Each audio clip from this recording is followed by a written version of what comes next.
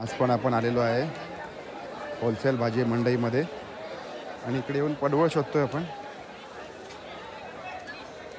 पडवळ शोधतोय.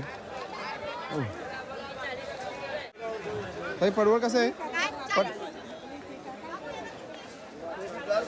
40ला काय किलो? हा द्या 1 किलो. चितळे एक्सप्रेसमध्ये समोर चितळे बंधू मिठाईवाले.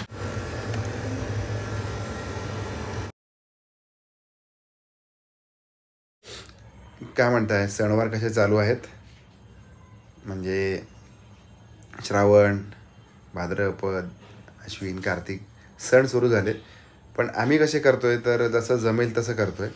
म्हणजे कामधंदा सांभाळून, शाळा सांभाळून, हे सगळं करून जसं आपल्याला करता येईल तसं. म्हणजे थोडक्यात काय की सणवार म्हणजे गोडधोड असेल, खाणं पिणं असतं, या सगळ्या गोष्टी असतात, उपास असतात. पण जसं जमेल तसंच करतो. कारण गावच्या प्रमाणे त्याचं जे फील आहे किंवा त्याचं एकंदर तो सण साजरा करण्याचं जे गावी होत असतं ते बाकी आपल्याला इकडे करता येत नाही. कारण एरिया लिमिटेड पडतो आणि बाकीची सगळी कामं असतात आणि ते सोडून कोणी सणवाराच्या मागे लागत नाही. ईश्वरी बघा काय करते. आज रक्षाबंधन स्पेशल आहे भोपळा आणि पडवळाची भाजी. पडवळ भोपळ्याची भाजी. आणि त्याच्यापेक्षा जास्त काय माहिती आहे सांगू तुला? गावी ऋषींची भाजी करतात माहिती आहे? हा माहिती आहे. तर ती ऋषी पंचमीची भाजी आहे ना, त्याचं सगळं मटेरियल आपण आज घेऊन आलोय. आणि म्हणजे टाइप ऑफ ऋषी पंचमीची भाजी सारखं करणार होता. हा, ऋषी पंचमीचीच भाजी होणार. सगळ्या प्रकारे सगळं घालणार त्याच्यामध्ये. ग्रीन ग्रीन असतं म्हणून ते ग्रीनच खायचं नाही सगळं. हा, पडवळ, भोपळा, लाल माठ, हिरवा माठ, भेंडी आणि काय असतं गवार, असं सगळं 5 प्रकारच्या भाज्या म्हणजे ऋषी पंचमी. ते आज आपल्याला करायचा विचार आहे. सो आपण कॅमेरा हँडओव्हर करतोय प्राजक्ताकडे. हां, अरे बापरे, इकडे दूधच लावलं का? किती लिटर आहे? 1 लिटर. Okay, 1 litre. आणि थोडंसं पहिलं होतं शिल्लक अर्ध भांड. याचं काय बनेल? बासुंदी करायचा विचार आहे. अजून बासुंदी आठवलं तर काय बनेल? खवा. अजून खवा आठवला तर काय होईल? त्याच्यात साखर घातली की पेढी. मग पेढा नाही करणार नाही का? हा, तुम्ही साखर बंद केली ना. साखर आपल्याला बंद करायचे. मग हे थोडं कमी बारीक व्हायचंय, म्हणजे जास्त बारीक व्हायचंय आणि कमी जाड राहायचंय. सो आज आपण आणलंय चितळे एक्सप्रेसवरून वेगळं दूध आणलं जरा.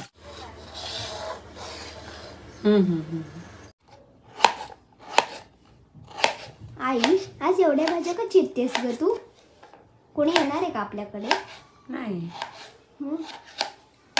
आज मी तुला माहिती आहे आपण ऋषींची भाजी करतो ती कशी करतो ती माहिती आहे?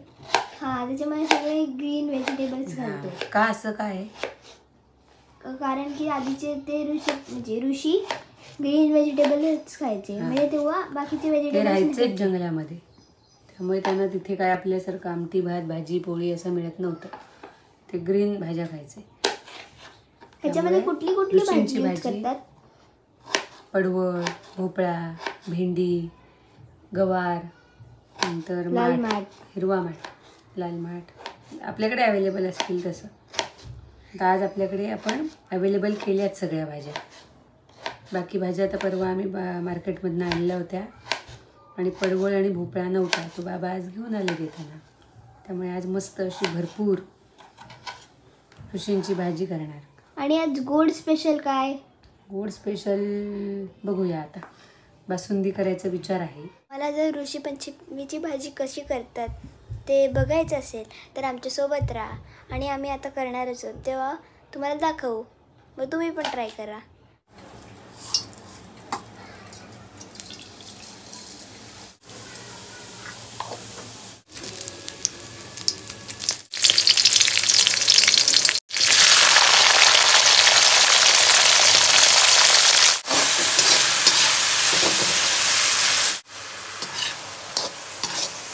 ही भाजी करताना आपण पहिल्यांदा साजूक तूप घातलं आहे, त्याच्यामध्ये भरपूर असं छान जिरं घातलं आहे आणि मिरच्या. आणि मग आता हळूहळू एक एक भाज्या आपण घालणार आहे. तर गवार शिजायला थोडा वेळ लागतो, त्यामुळे मी गवार आधी घातली. गव्हाची 2 मिनिट परतून झाल्यानंतर लगेच आपण भोपळा आणि पडवळ घालू.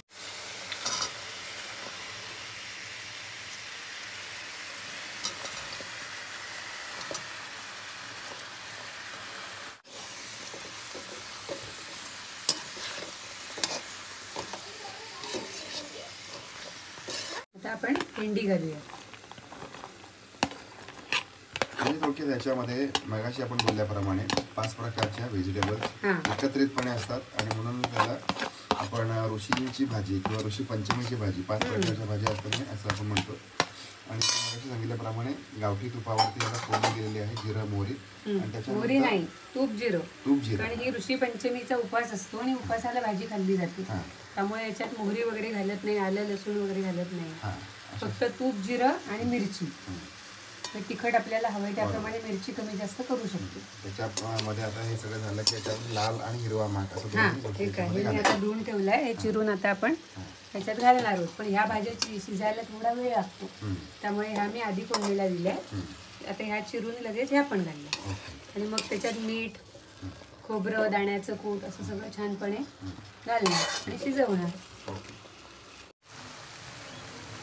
आता आपण ही लाल माठ आणि हिरवा माठ, लाल आणि हिरवा ही पटकन शिजेल. आता ही बाकी शिजत आली आहे ना, ती एक वाफेमध्ये शिजेल. आणि बेसिकली काय आहे की याच्यामध्ये सगळे न्यूट्रिएंट्स एकाच जागेवरती असतात आणि ही भाजी एक प्रकारे बॉईल करून आपण हे करतो. त्याला जास्त काही हे करत नाही, डीप फ्राय नाही करत, बॉईल करतो. त्यामुळे त्याच्यामध्ये त्याची जे न्यूट्रिएंट्स आहेत ते आहेत असे रिटेन राहतात.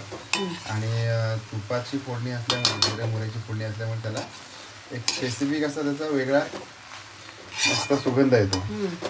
आणि जास्त काही मेहनत करावी लागत नाही, जास्त काहीच मेहनत करावी लागत नाही. कापी सोडल्यास आणि पटकन तयार होते.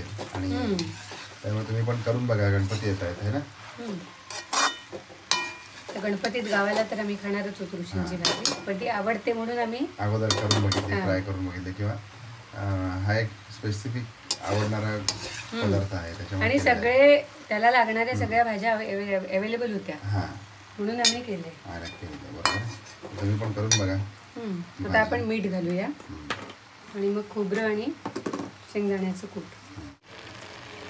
आता आपण हे खोबरं घालूया आणि त्याला खोबरं वगैरे भरपूर घालायचं, कारण बाकी त्याला तशी चव काही नसते ना. मग किती छान दिसतं, सुंदर दिसतं. आणि शेंगदाण्याचं कूट घेतो. आता मी रेडी झाले आहे आणि आता दादा येतच असेल, मग त्याला मी ओवाळणार आणि मी तुम्हाला रक्षाबंधनाचं महत्त्व सांगणार आहे. आज रक्षाबंधनाचं महत्त्व आहे भाऊ बहिणीच्या नात्याचं, म्हणजे गोडवा. म्हणजे भाऊ बहिणीचं रक्षण करतो, बहीण भावाचं रक्षण करते, त्याला म्हणजे रक्षाबंधन असं म्हणतात. बरोबर. आणि म्हणून मग बहीण एक दिवस असा असतो रक्षाबंधन, म्हणजे बहीण भावाला राखी बांधते. त्याच्यानंतर दिवाळीमध्ये भाऊ बहिणीला भाऊबीज करतो. असं आपल्या दोन्ही सणांमध्ये असं ते भाऊ बहिणीचं महत्व आहे. मस्त, तुला कळलं ना छानपैकी. आणि म्हणून तू आज मस्तपैकी रेडी झाले. बघू तुझं ताट बघू दे. हे मी स्वतः तयार केलेलं आहे. हे राख्या काय आहे सांग. औक्षण आहे ना हे. औक्षणाची तयारी.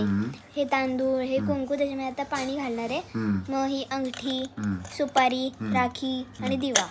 वा, मस्त. आणि आता ओवाळायचं तो आला की, है ना. छान छान, व्हेरी गुड, मस्त. तू छान सांगितलंस ईश्वरी. एकदा 2025 सावकाश सावकाश. त्याचं कामच जास्त आहे.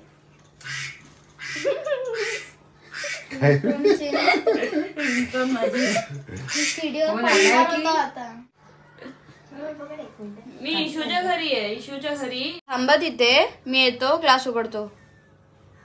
सरांना वाटतं थोडा उशीर होईल. मी येतो.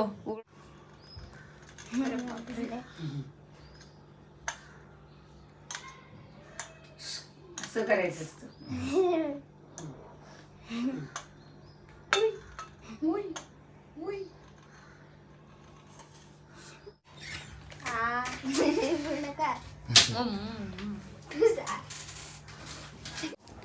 तर झालेलं आहे रक्षाबंधन आणि ईश्वरीने राखी बांधली, तुम्ही बघितलं असेल.